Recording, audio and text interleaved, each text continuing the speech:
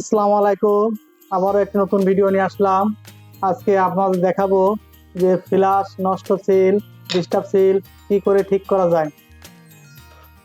আমরা এই সিলটা মারতেছি, দেখেন একটা সিল মারলাম।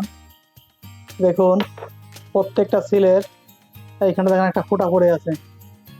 এখন যতদিন এই সিলটা মারা হবে এই ফোঁটাটা পড়বে, কারণ অনেক দোকানদার একটা ফোঁটার কারণে সিলটা বাদ দিয়ে দেয়, নতুন করে আবার সিল করে।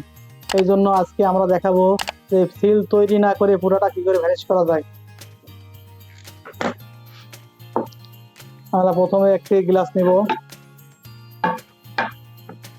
গ্লাসের উপরে সুপার গ্লু আঠা, সুপার গ্লু আঠা এইখানে আমরা 1 ফোঁটা নিব, জাস্ট 1 ফোঁটা, 1 ফোঁটা নিলাম।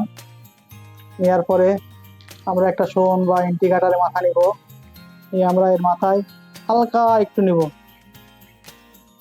হালকা একটু নিব, নিয়ে এই যে ফোঁটাটা আছে এই ফোঁটার উপরে দিলাম। দেখুন এই ফোঁটার উপরে দিচ্ছি, দেওয়ার পরে পাতলা করে টেনে দেবো, যেটা মোটা করে দিব না, আমরা জিনিসটা পাতলা করে দেব।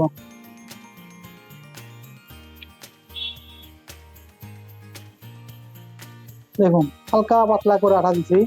এখন আমরা চেক করব যে আমরা যে কাজটা করছি আমাদের ফোঁটাটা বন্ধ হয়েছে কিনা, আমরা এটাই চেক করব। দেখুন দেখুন আগের সিলগুলো কত বড় একটা ফোঁটা পড়ছিল, এখন দেখুন টোটালে ফোঁটা নাই, টোটালে ফোঁটা ভ্যানিশ। এইভাবে যদি কারোর কোনো সিলে ময়লা পড়ে বা এরকম ফোঁটা পড়ে, আপনারা এইভাবেই সিলটা ঠিক করে নিতে পারবেন। নতুন করে আর কোনো সিল করার দরকার নেই। সিল সংক্রান্ত কোনো কিছু জানার দরকার থাকলে অবশ্যই কমেন্টস করবেন, আমরা জানিয়ে দেব। আসসালামু আলাইকুম।